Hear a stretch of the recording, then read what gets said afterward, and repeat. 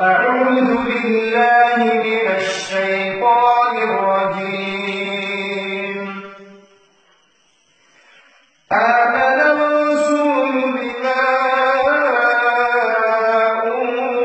أنزل إليه من ربه والمؤمنون كل آمن بالله وملائكته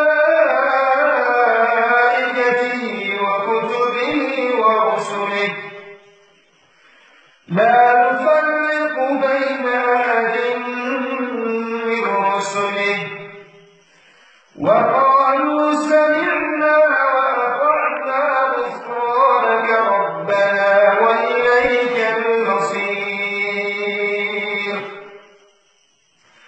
لا يكلف الله نفسا إلا وسعها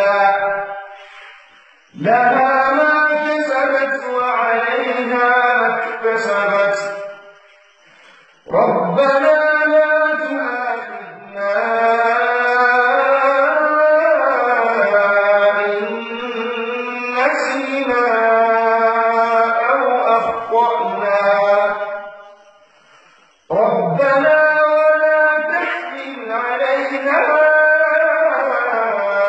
إصرا كما حملته على الذين من قبلنا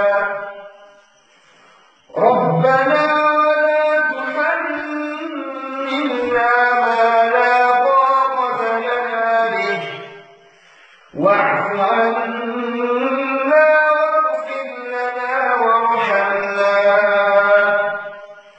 أنت مولانا فانصرنا على القوم الكافرين.